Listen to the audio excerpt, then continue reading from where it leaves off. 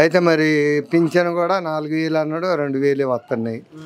మరి 6 గ్యారెంటీల గ్యాస్ లేదు, మరి మిగతా అన్నీ ఏమీ లేవు. అది ఫ్రీ బస్సు మేము పోవట్లే రావట్లే మాకేమని. అది ఎడిదిరిగి మన సిటీలోనే కానీ పల్లెటూరులో ఉపయోగం లేదు కదా, మేము పోము. సన్న బియ్యం అంటే ఇక దొడ్డు బియ్యం సన్న బియ్యం చేశారులే కానీ నేను పంట పండించిన నాకు తెలియదు అని. ఇక మరి వాడిచ్చి వీళ్ళు ఎత్తున్నారు, అయ్యే గ్రైండర్ వేసి సన్న బియ్యం. అది మన పరిస్థితి. మరి మేము సాకలం రజకులం, మాకేమీ అభివృద్ధి ఎవళ్ళు చేయలే. కేసీఆర్ వచ్చాకనే నాకు రైతు బంధు కానీ ఇవి కానీ రైతు మన బీమా, మరి లోన్ తీసుకున్నాం. లోన్లో 2 లక్షలు అన్నాడు, 2 లక్షలు మాఫీ లేదు. 30,000 ఇవ్వాలి మేము.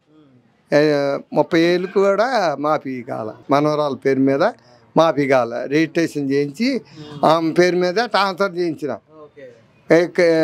కేసీఆర్ వచ్చాక 4 సార్లు మాఫీ అయింది, నేను వచ్చాక కాలేగా. అది కేసీఆర్దే బాగుంది.